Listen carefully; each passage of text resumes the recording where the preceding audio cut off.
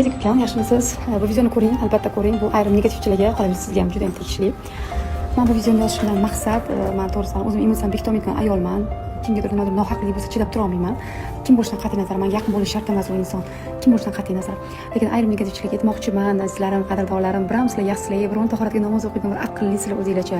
Aslida nedik emas, balki sizlar o'zinglarni akkauntinglarni ko'tarish maqsadida, odam yig'ish maqsadida shu ishlarni qilyapsizlar. Gapirishdan oldin ozgina o'ylanglar, nima qilyapman, qaysi yo'lga ketayotgan bolaga men nima qilyapman, o'zim oldin bir qadam namozga chiqyapmanmi, o'zi aslida yuraginglar yo'q sizlarni. Bunaqa ish qilmanglar. Allohning yo'lida ketayotgan bolaga bu darajada yomonlik qilmanglar, iltimos qilaman.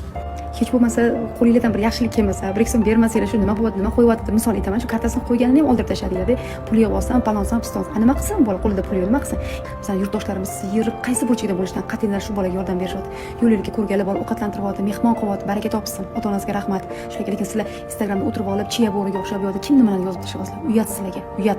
Instagramda odam ko'payib ketsa, buni ham gapiradinglar. U majburlayotgani yo'q. Bu bola sizlar fohish ishlarga, kim qayoqda yarim yalang'och qizlarga, yo'q kim qayoqda yomon narsalar like bosib, kommentariyalar yozasizlar, yo'q kim bu haqi yo'lda. Sizlar o'tirib o'ylab chiya bo'riga o'xshab Instagram orqasida sizlarni joylashuv faqat. Sizga ham rahmim keladi, chunki sizlarni qalbingizdan Alloh ochmagan. Siz hozir ketyapsiz, siz poklanib ketyapsiz. Nega deng? Sizni g'iybat qilishyapti, mazza-ku, yengil bo'lib ketyapsiz. Bular gapirgan sari yo'llaringiz ochilib ketyapti. Bu baxtku. Xursand bo'ling, bularga rahmat deng.